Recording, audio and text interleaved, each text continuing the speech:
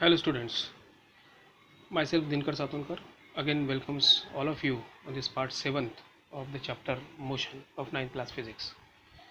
So in part 6 we have studied about what is called as the velocity, and while discussing the velocity we have seen that when any object changes the displacement, that rate of change of displacement with respect to time is called as the velocity.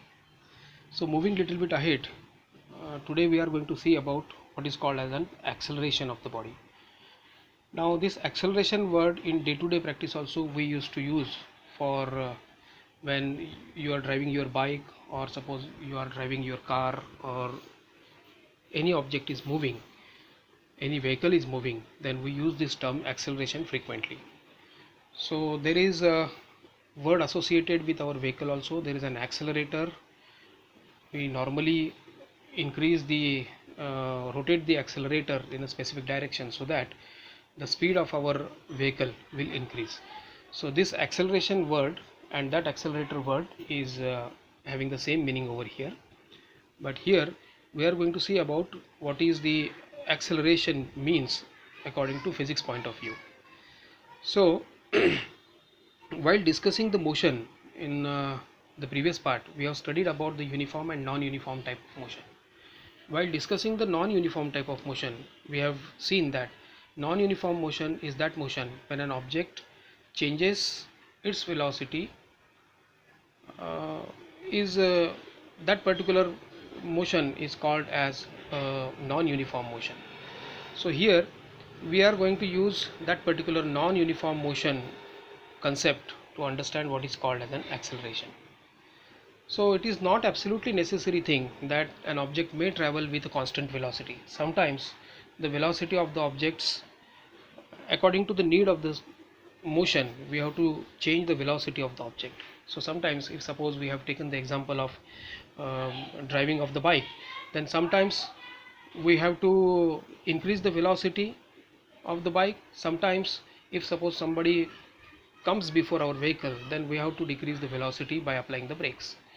So when the velocity changes, and this change in velocity we have considered with respect to time, then that concept comes under the this particular concept under the acceleration. So if we see the definition of the acceleration, then we have to see the definition as like this. Acceleration is defined as it is the physical quantity which measures the change in velocity of the body per unit time. Now we have seen the broad points of differences between the speed and velocity, and while discussing the speed and velocity, we have seen that speed is a scalar quantity and velocity is the vector quantity. I have told you already at that discussion when we have discussed about the speed and velocity, that depending upon the speed we are or depending upon the velocity we are going to study the further article, that is nothing but acceleration. So here this particular definition, here again the change in velocity happens to be there, but this change in velocity is with respect to time, or during the motion of an object in per unit time, how the velocity of the object changes, that is called as an acceleration. The second definition of the acceleration is also available. Second definition is like this: in non-uniform motion, the rate of change of velocity of the body is called as an acceleration. Here also I have discussed you already that whenever the non-uniform motion of an object is considered, then and then only the change in velocity happens to be there. And if we have considered this change in velocity, then this change in velocity, how it is changing per unit time, that gives us the acceleration. So both of these definition tells us that the motion of an object is a non-uniform motion, and in such a non-uniform motion, when change in velocity happens to the body during the motion, this change in velocity per unit time is nothing but an acceleration. Now if we want to write the formula of the acceleration, then I can write the formula of acceleration. Acceleration is represented by lower alphabet letter A, and an arrow is represented over here. Again it tells us that this acceleration is a vector quantity, that's why it is necessary to represent it with the arrow, so that we can come to know that acceleration is a vector quantity.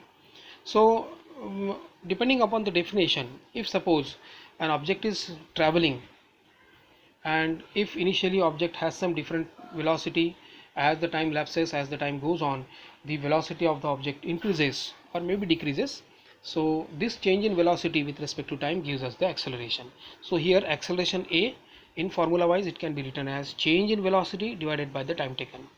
So during the motion of an object, initially when the object starts its motion, let's imagine it has some different velocity, and when the object reaches at the final position of the object motion, then it has some different velocity. So the object started with the velocity, that velocity is considered as the initial velocity of the object.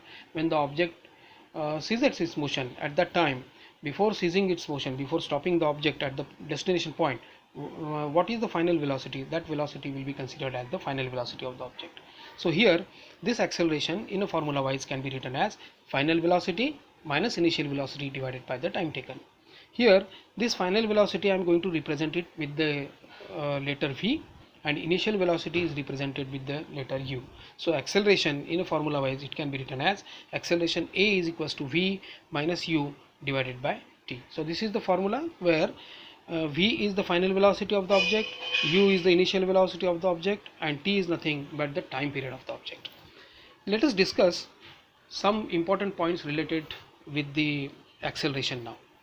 As the velocity is the vector quantity and acceleration is totally dependent upon the velocity of the change in velocity of the object, since velocity is the vector quantity, acceleration is also the vector quantity. So here, for that reason, this acceleration is represented with this notation of an arrow over the head of this notation A. It represents that acceleration is the vector quantity. Now since velocity is the vector quantity, that's why acceleration is also the vector quantity. That it represents that along with the magnitude, for representation of the acceleration, the direction of the acceleration is also necessary. You will come to know later on when I will be dealing about what is called as the positive acceleration and what is called as the negative acceleration. At that time you will come to know more specifically that acceleration is the vector quantity. Now what is the unit of the acceleration? The unit of the acceleration, we have to derive this particular unit, because velocity, it has a different unit, and depending upon the velocity and the time, we will derive the unit for the acceleration. How we are going to derive the unit for the acceleration? Now again I have to write the formula for the acceleration here. So acceleration A is written as change in velocity divided by the time. So here I am going to write the unit for the velocity and the unit for time. We have studied in velocity, the unit for velocity, the MKS units for the velocity is nothing but meter per second. So I have written here this meter per second is the unit for the velocity, and time, it is represented with the unit S. So ms whole divided by the S is nothing but the unit for the acceleration. But we have to more simplify this particular equation.